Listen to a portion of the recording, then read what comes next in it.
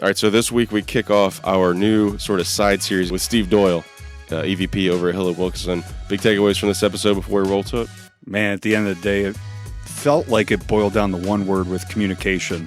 And it doesn't matter where you sit, where you're listening, whether you're an employer, employee, leader, entry level, there's a nugget in there with regards to communication. So buckle up, get your notebook out, take some notes. Yeah, and I think probably from my perspective, we hear this like dichotomy between this idea that we want to all be working together on jobs. We had the opportunity to do it during COVID where everybody leaned in, talked about their stuff, figured out how to work together, and we're sort of tearing at the fabric of that again. So it's a good opportunity for us to reflect on as sort of destructive as COVID was, there were some good things that we could pull out of that. Let's don't lose sight of it. Let's dig at those things and keep building stuff together. So without further ado,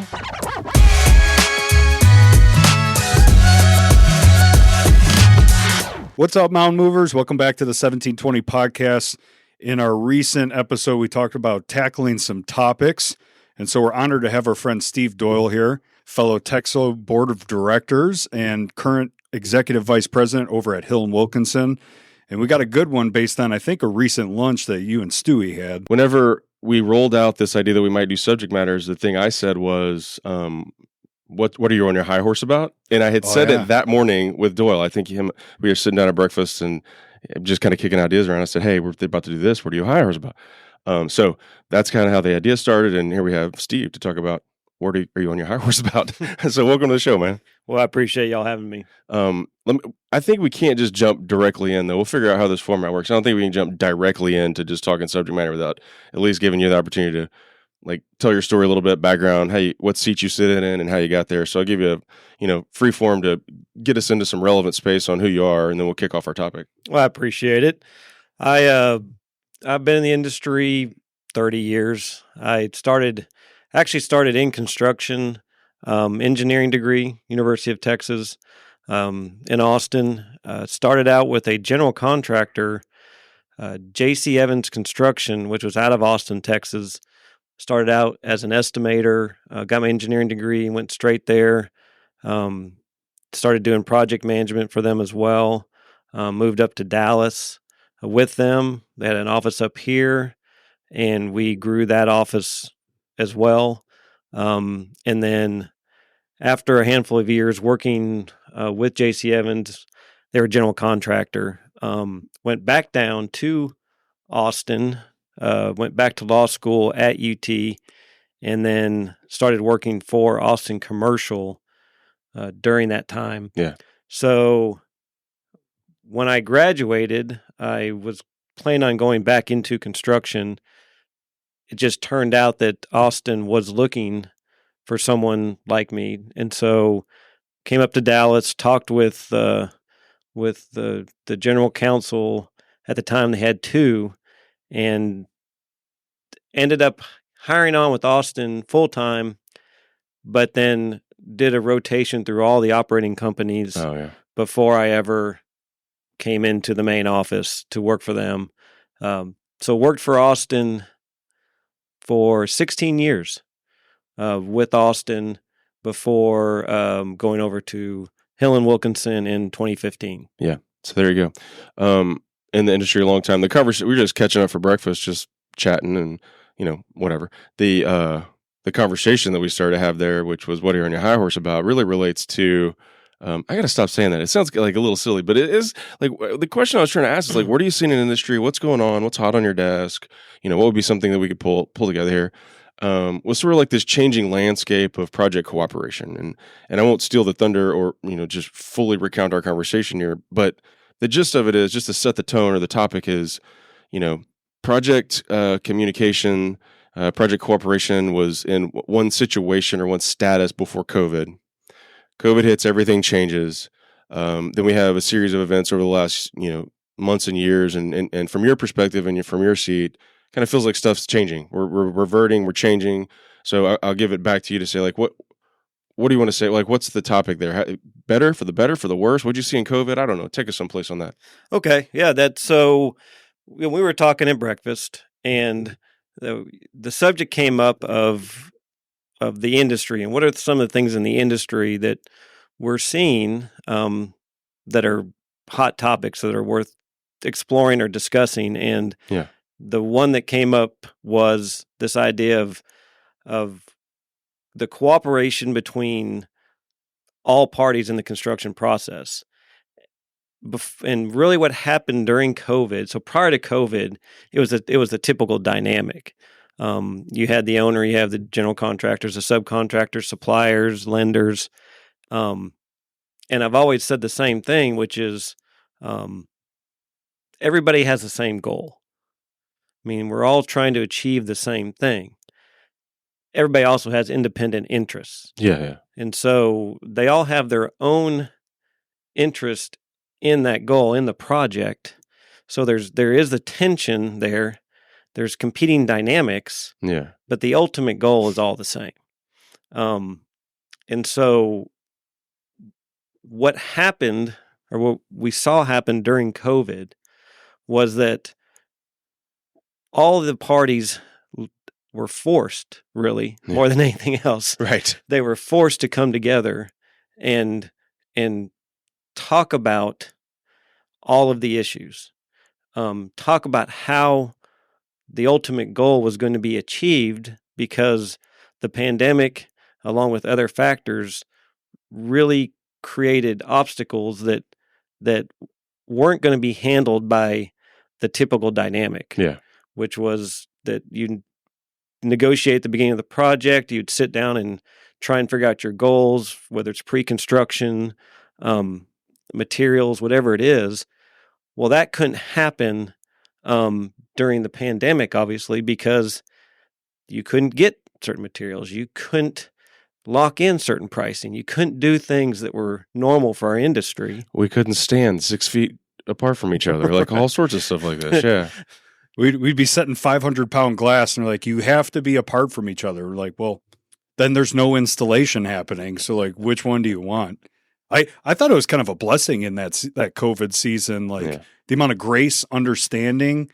Like, I call you, Steve, and I'm like, I know we're supposed to mobilize, but I just lost half of that crew to quarantine. And you're like, understood, man. Just do your best. And like, Correct. I was like, come again? What did you say? That was exactly right.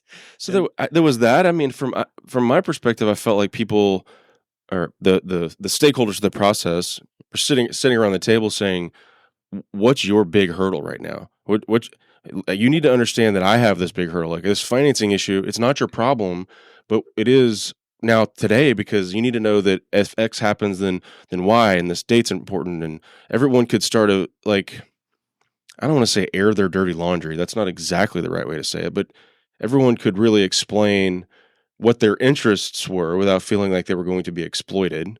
Because if you didn't understand what my interests were, the job's not going to get, like, everything's going to blow up here. And so that's sort of like sitting back at the table, just being candid and open and working together. And I think that's what we're all sort of saying, this is like, that was not necessarily new, but it was definitely fresh. And maybe even refreshing, despite the situation, real refreshing even. That's exactly right.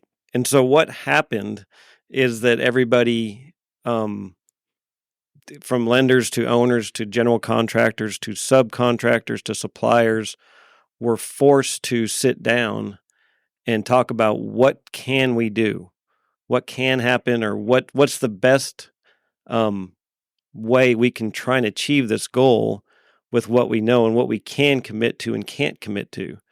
So everybody was forced to do that, which really created looking back, created a dynamic of cooperation that we hadn't seen in this industry in a long time. Mm-hmm. It was refreshing, I think is the right word, to see people truly working together, and not just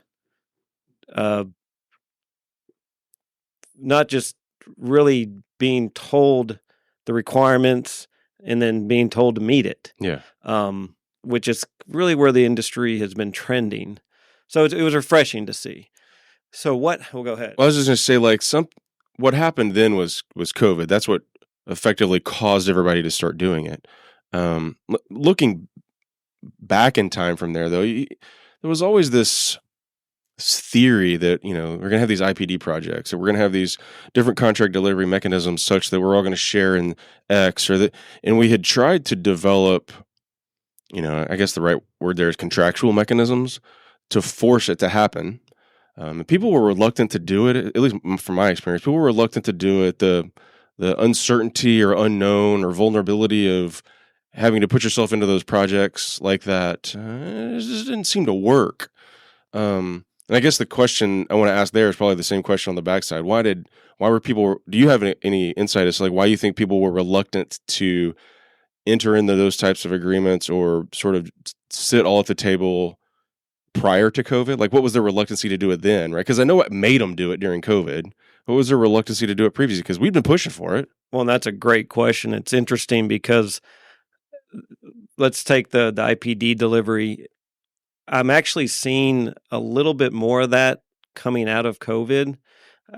And I agree that was the attempt of the industry to try and make some type of collaborative approach work. Mm-hmm. And people were very reluctant to. There was a lot of talk about it, but actually structuring one of those deals was very difficult because of the reluctance to be that open, or I don't know what was causing people to not want to do it. Even now, you're seeing it come up more. I think because of this idea that you can do it collaboratively, but I think that there's still a reluctance. There's still a difficulty in defining parameters. Yeah. How are we going to measure success? And so I think that you're still seeing people walk up to the edge and then stop. Yeah. And it's interesting. It's still really in certain sectors as well. It seems like when you have, for example, churches, they tend to talk about IPD a lot. Oh, interesting. But I think it's a mentality. You're seeing some other sectors like that. I don't know that I've seen it much in large commercial projects. They still have the loan build pro forma dynamic, and so it's a little more difficult there. But I do think you'll see a little more of the IPD. I still think you'll have the difficulty of defining success. Right. Do you see it? Is it kind of like a bell curve where January of 2020 we were collaborating, but at the same old way, and then you get up to midway of 2020 to 2021, and all of a sudden we're like at a collaborative level, whether the contract read so or not, at an extreme. But now is it back downhill today, 2023? Are we back to GCs fighting subs fighting suppliers, owners fighting GCs? Well, so that's interesting, and I don't know that we're there yet. But yes, what you saw was it ramp up the bell curve of collaboration, and really probably prior to that, really any time in recent times of it, in the industry, you didn't see the forced collaboration. I mean, when someone actually says it cannot be done, and they say I'm not going to commit to do that, that's a pretty big step in our industry. Well, in 2019, when I said the proverbial I said I can't do that, it cannot be done. Owners or GCs said, well, yeah, it can, because I'll just go get someone else to do it. So for the first time, it cannot be done actually you couldn't go next door and get somebody else to do it for a different price. We all had this mutualized understanding that when I said I can't do it, it wasn't me trying to leverage or lever the situation. It was, here's 17 people. You can't get that roofing product. So right. You lost, or maybe you gained, I don't know, the ability to go next door and just get it for a different price. Like, I just don't like that answer. I'll go somewhere else, because you're going to get the same answer everywhere. And I think that's correct. That's exactly what forced the issue, which was refreshing in the sense that even owners, even lenders recognized if we want this to happen, we're going to have to all come together and figure out solutions. And that's really what happened, is a lot of full participation, full meetings where you had everybody from sometimes a lender, but an owner, all the way down to a supplier right. in the room, talking about, okay, how can we make this work? So as an industry, it was really beneficial and constructive in a sense.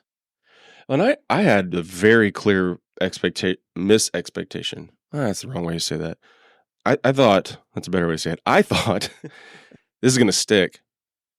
This is it. Like we had a terrible thing happen that caused a change, and it's going to stick. And I can tell you, at least from my seat, it didn't. It's clearly your experience is that it didn't. Kevin sat back in his seat and took a big sigh there, which means from your perspective, it didn't also. So I was wrong. I think people abuse the privilege a little bit. Like supply chain is an issue, but sometimes if you can't show up, sometimes that's just the scapegoat.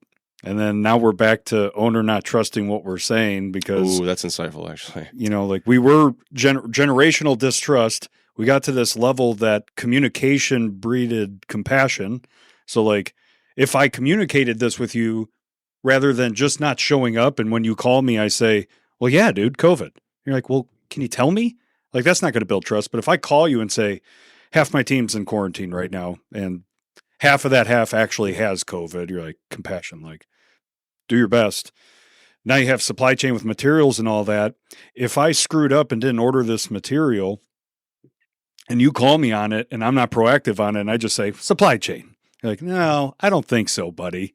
It's like we're like self-destructing right now. Well, that's super interesting. I had not thought about that yet. Is that your experience on the issue too? Because this is very insightful. Well, that is true. It's a little bit of both, but that is true. I think that on one side, it did get to be a little bit of an easy out. Yeah. You just said the word, and that's you're out, and that was never the intention. I also think that with that compassion needed to maintain the realities of what's doable and what's not. And really more than I've seen on that end is, it's going to be 9 months. Okay, that's not good, but if we need to plan for 9 months, it'll be 9 months. Mm-hmm.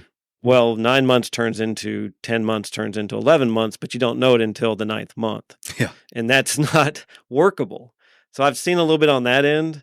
But I've also seen it on the other end, which is that some of the owners want to go back to just tell me what it is, and then that's it. And I get where they're coming from as well, because some of them are having to work with pro formas and they're trying to make it work on that end. So I respect that. I respect both ends. I understand the situation they're in, but I would agree. I think we've all come out a little better understanding that it does work if we're collaborative. Yeah. I also think that we have to be careful, and I think that's very insightful to say that it cannot be used. It can't be used just as an automatic out. Yeah, it's like it's not exactly on all fours with the idea, but it's the boy who cried wolf. Like it came out. You said COVID once, and it was COVID, and you said COVID the second time, and I'm not sure it was COVID, and you said COVID the third time, and I realized that it wasn't COVID. So you said it again, and now you're just a liar. And if we overuse the excuse, whether it was COVID or supply chain or workforce shortage or whatever, to Kevin's point, we self-destructed. The good thing we had going. The good thing we had, yeah. Yeah. Yeah, I think the mentality is still out there. I really think that people appreciated being able to do that. Yeah. Because it's very genuine. And I think as an industry that resonates. Most of the people in this industry are very genuine people. They're all good at what they do, and they like what they do. And so as much as we can keep that, or at least try and get people back to that, I think it's beneficial for the industry. I'm gonna come back to the questions in a minute on how we do it. How do we keep it? How do we draw from our experience and hold on to it? But without putting anyone accidentally on blast, like what are some anecdotes around your experiences on the fabric of that cooperation being kind of torn apart here in 23. And I'll give a couple just to set the deck for me is, we had, it wasn't while I was at Osborne, but we had fuel escalations, concrete shortages, and price escalations through this phase and oftentimes we would, and again, it was before my time, but we would go to the GCs and the owners and they would sit down and say, I understand. Just send me your backup. I understand there's nothing you couldn't have planned. And then we had others who said, tough, too bad. And I think to the point that got us here, the ones that said too bad are the ones that are experiencing it towards the back end, or the ones that said, okay, I get it early on. The ones who have said too bad, kind of closer to the end. So maybe time has jaded that, but that's where we're seeing it the most is no. Like, we baked in a drop dead date for escalations done to our contract, like in the price shot, and here it is. And they're like, nah, too bad. Doesn't matter. Not my problem anymore. Just summarily dispensing with the issue. And so there's no good communication. There's no good feedback. There's no blah, blah. That's how it's manifesting for us. And those have sort of like percolated up to where, like, okay, well, you're leaving us with no real good option, right? When there's that much money that's on the table that everybody's now ostriched over, right? Just buried your head pretending it didn't happen. I don't think ostriches exactly do that, do they? Anyway, like, you don't leave me with any good options, right? Like, hey, what do you want me to do? So that's how we're seeing it right now. You may see, and I don't get the owner GC perspective, so you may be seeing it some there too. But any anecdotes around that?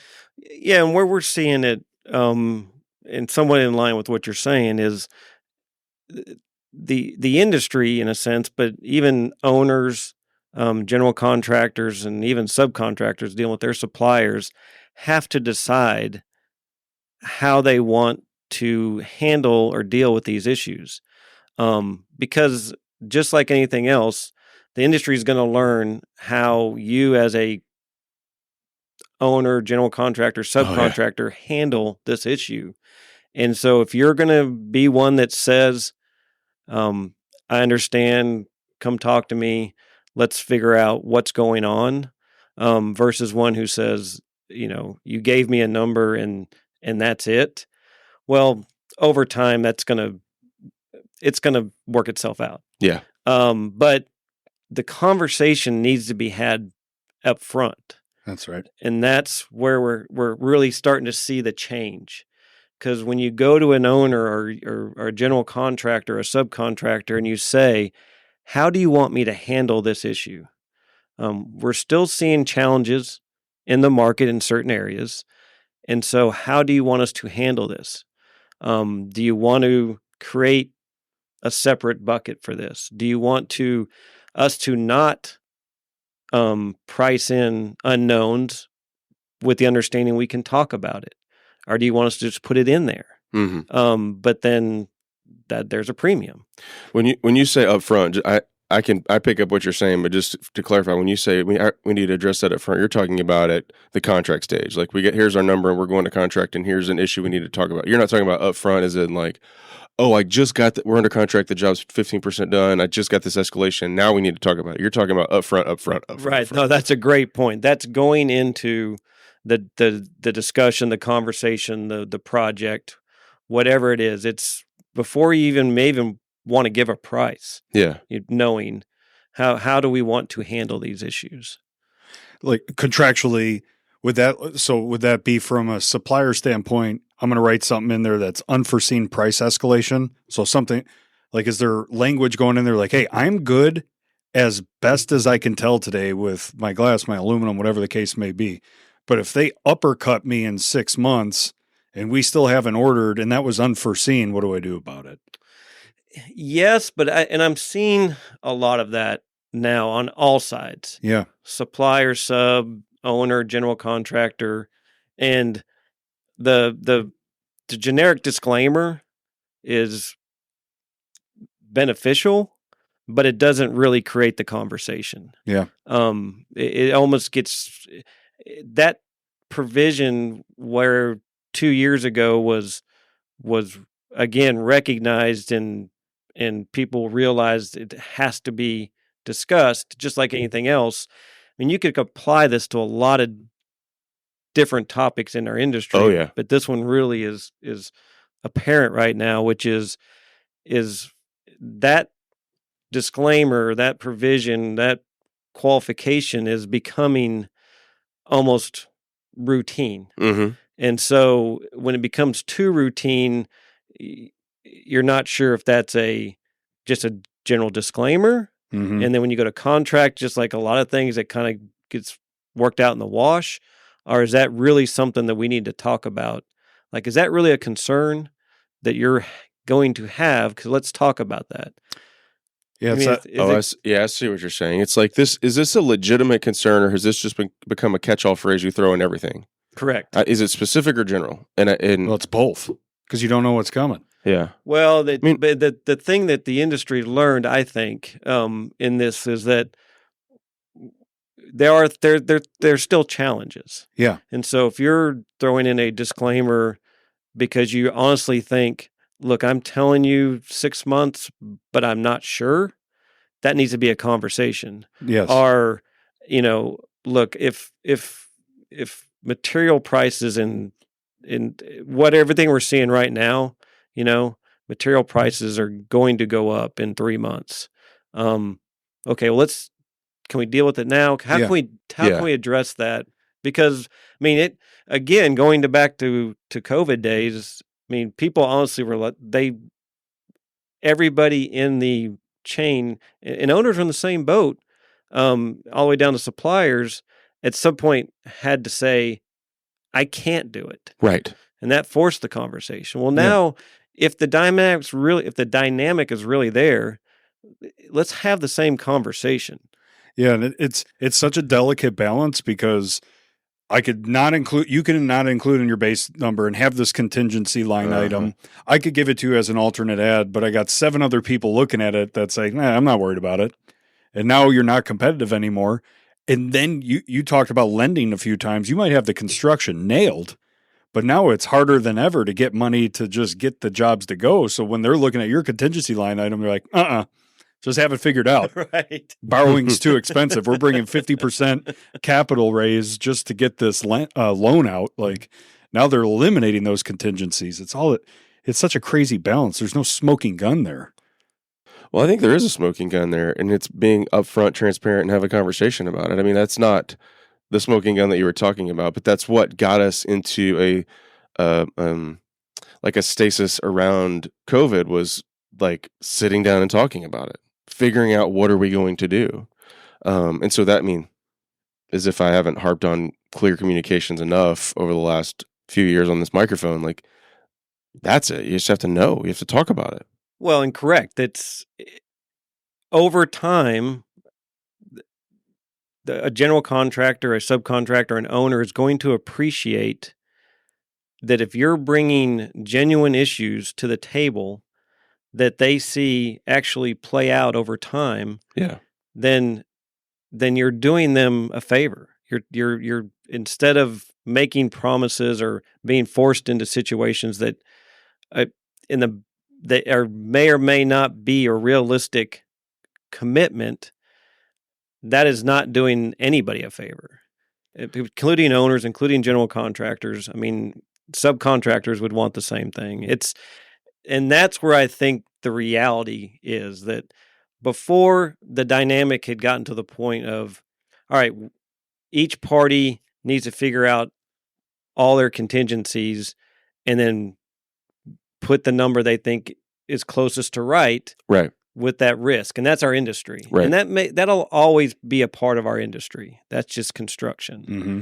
But I do think we learned in COVID that these conversations can happen. And I think that going forward, if we want to take anything away from that, is that, okay, if there's genuine issues, the right thing to do is to bring it forward and talk about it. Totally.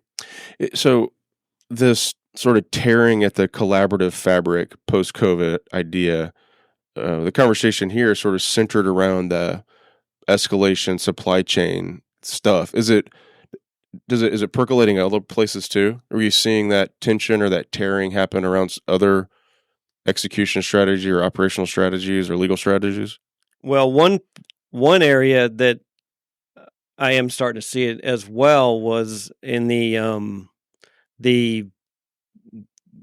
legislative, the industry organization, the industry issue level, because it was unprecedented from what I'd seen, the way the industry came together during the pandemic to, again, figure out workable solutions to the issues that we were all facing. And it was unprecedented in a sense of how quickly we came together, the number of participants willing to participate and help.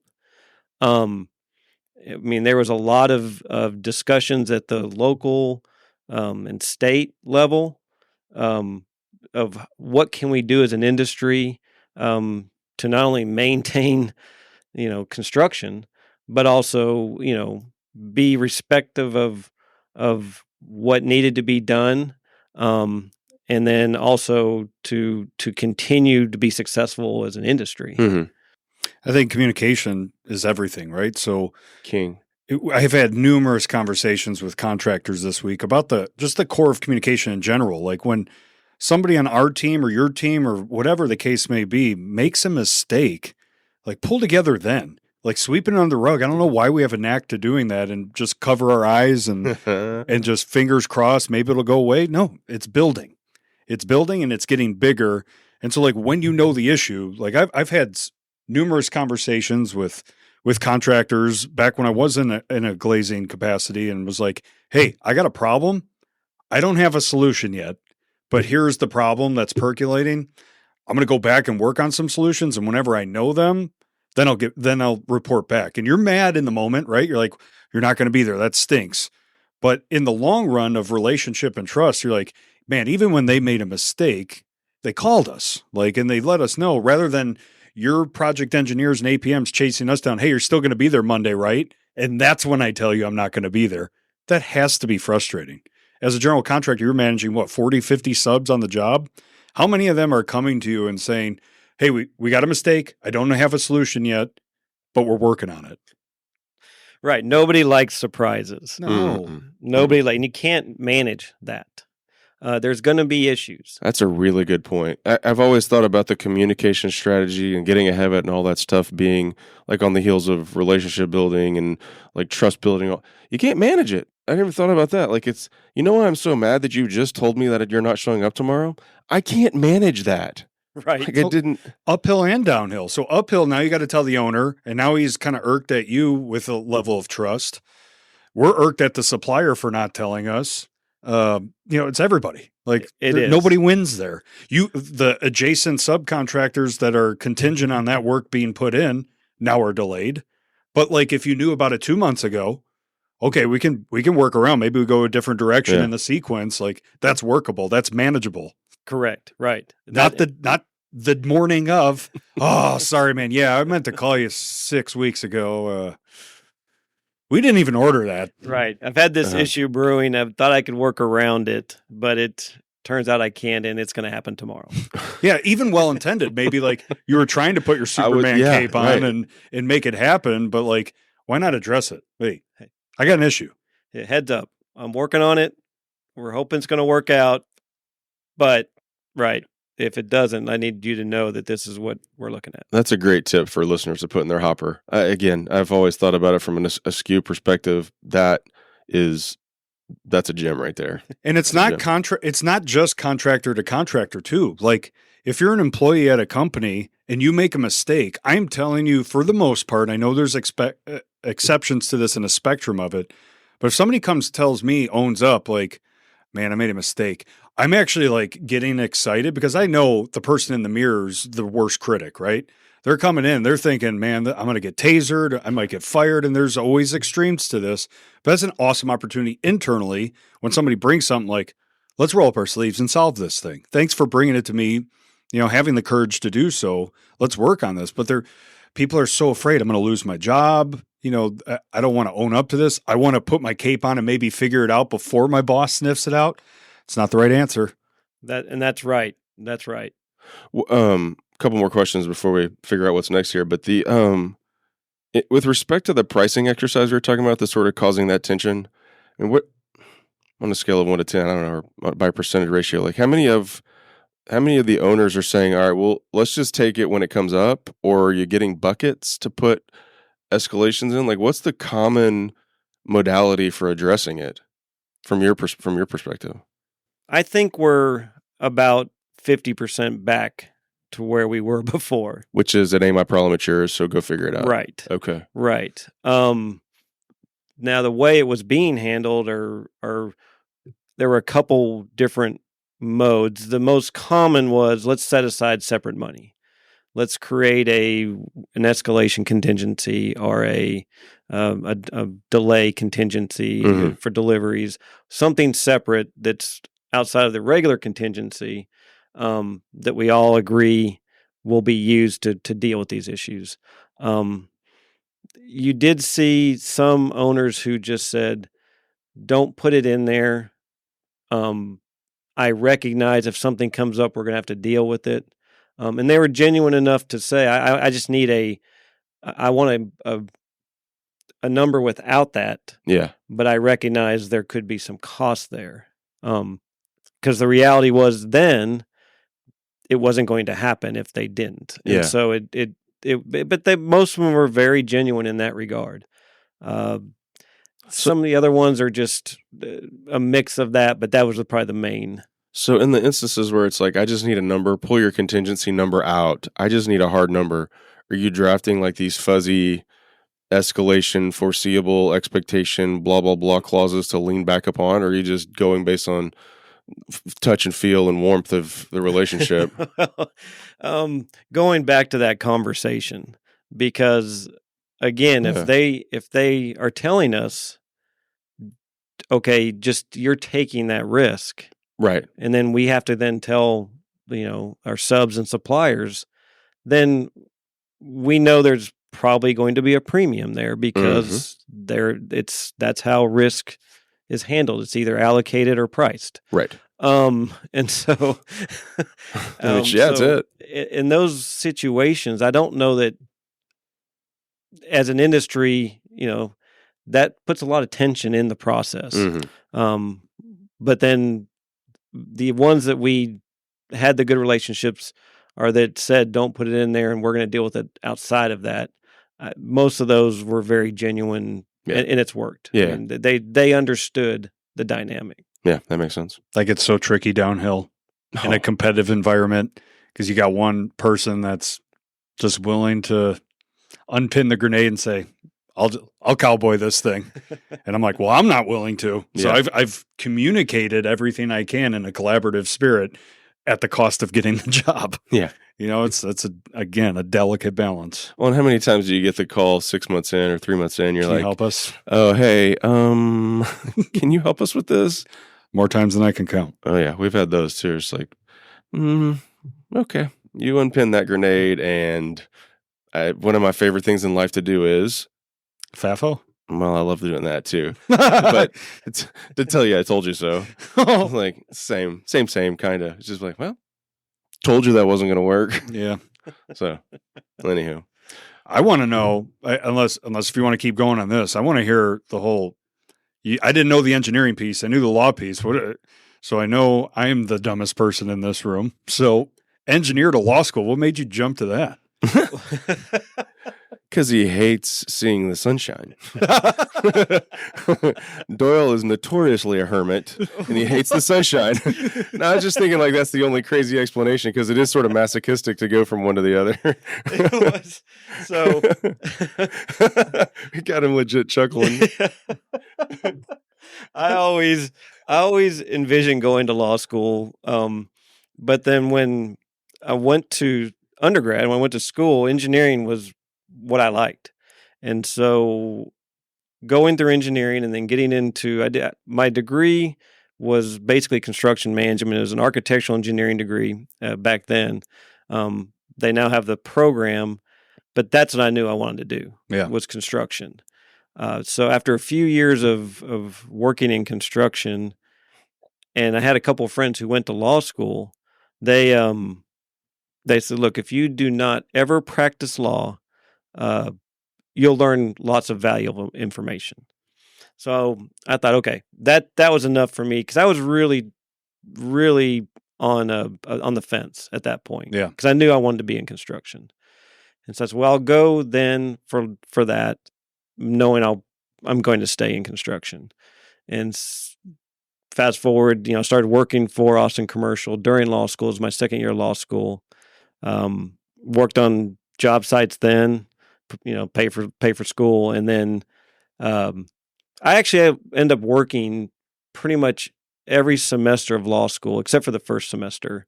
I mean, it paid for school, but also was in construction in different roles. Started with Austin about halfway through law school, stayed with them.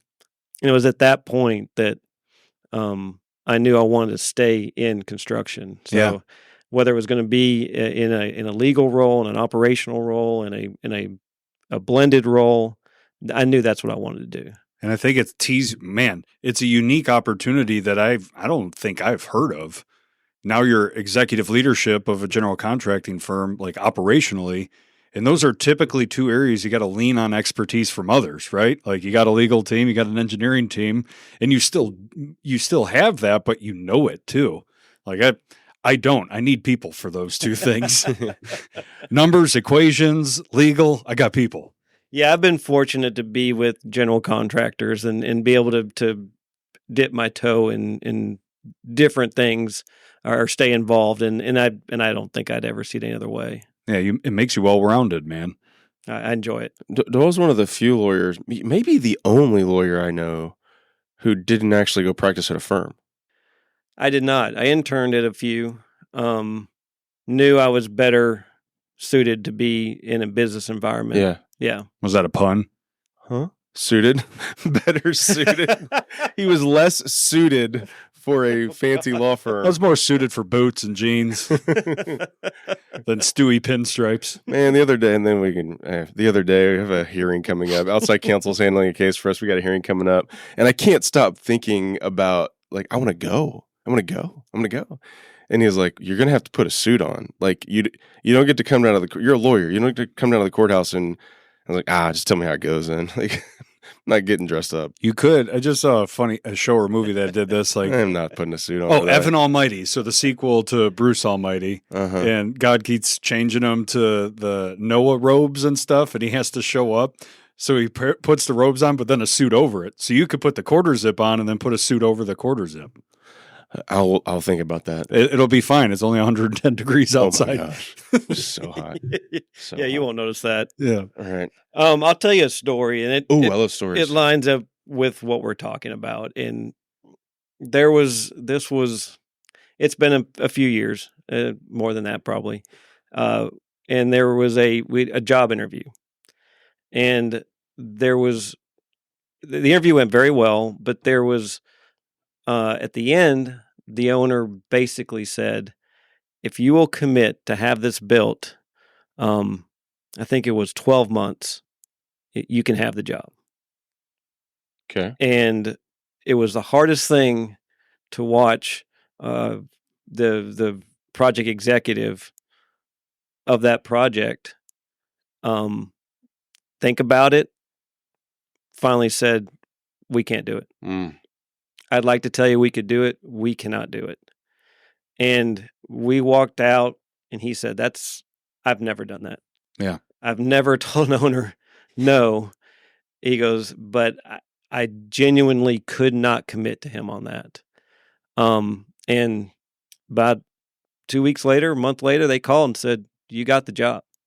And so I tell that story because I think that there really is a advantage to the genuineness of being honest of what's going on. Yeah. Amen to that. Yeah. Quit overcommitting. And so I think when we came out of COVID, if people will remember what we had to do at the time to make things happen, if we were going to continue to build projects, we had to all work together. We had to collaborate. We had to, as an industry, come together to make sure we could still even have job sites open. We had to work at a local level, a state level, a county level. All the things that we did really well as an industry, I would hate to see go away now. That's a great point there at the end. And I guess as we close up these sort of more subject matter topics, y'all just remember it's a conversation, right? Like, this is just three guys sitting around a conference room table talking about issues that we think are important to the industry. And so add to the conversation of what we're doing, how we're doing it better. So Steve, thanks for hanging out. Thanks for sharing some insights and helping us push the industry forward, man. Thank you for having me.